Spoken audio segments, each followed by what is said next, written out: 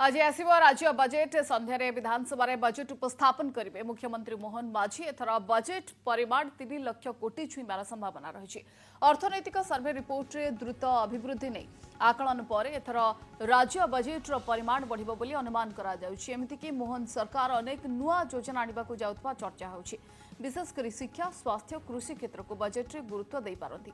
नवम और दशम श्रेणी पिलांक मध्याह्न भोजन पर स्वतंत्र अनुदान सहित आयुष्मान भारत गोपबंधु जन आरोग्य योजना पर स्वतंत्र व्यवहार हो पारे। सुभद्रा योजन 1 कोटी महिला अधिक अनुदान प्रधानमंत्री आवास योजन अनुदान वृद्धि हो पारे। इस संपर्क में आम अधिक आलोचना करने आम सहित अर्थनीति विशेषज्ञ श्री प्रभाष मिश्र जोड़ी होती। श्री मिश्र आपको स्वागत करुच्ची कनेक्ट न्यूज को।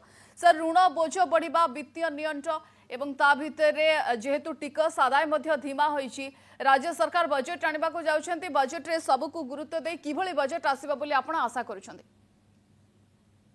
एटा देखाउछि जे बजेट रो ओवरऑल साइज ता निश्चित भाबे 3 लाख कोटी टंका हबो कारण आगुर थिला हम 2 लाख 65,000 कोटी टंका थिला एवं अतिरिक्त बजेट रे सरकार 12,000 कोटी टंका आनिथिले तन सेते बेला 2 लाख 80,000 कोटी टंका थिला तन एडिशनल कोटी टंका बढ़िबो।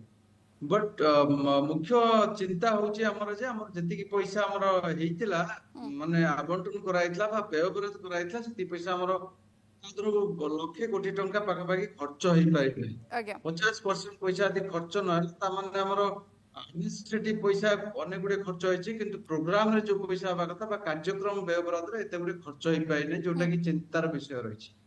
एवं एथर बजेट रो व्ययबराद एटा डिपेंड करछि पर अर्थनैतिक सर्वे रिपोर्ट रे जोटा थिला जे हमर जो ओवरऑल अर्थनीति रो जीडीपी रो अभिवृद्धि हारटा हमर 7.2% हमर हेछि। आगुरु हमर जातीय देखिबा 6.4% होछि त राज्य प्रगति पथरे जाउछि एवं राज्य मध्ये चिंता करछे 2036 सुधा विकसित राज्य रे परिणत करिया लागि त विकसित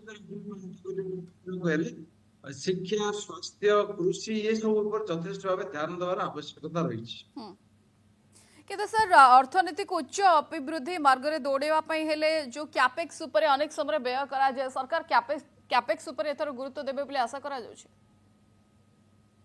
कैपिटल एक्सपेंडिचर केंद्र सरकार सहायता रे कैपिटल एक्सपेंडिचर मध्ये वृद्धि पाइछि। पूंजी बाबद जति खर्च सरकार मध्ये करूचंती किंतु पूंजी रो जति की आसीबा कथा सेति आसीबा कथा सेति आसुछि ना नै सरकार मध्ये क्लियर नांती किंतु विकसित भारत आमर करा जिबा एपर्यंत हमर $100 बिलियन हमर इकोनॉमी हमर अछि। जदि विकसित भारत सरकार करिया को चाहउछथि एवं 7.2% अभिवृद्धि आर हम यथेष्ट नै मिनिमम अति कम रे हम 11% होबार आवश्यकता रही।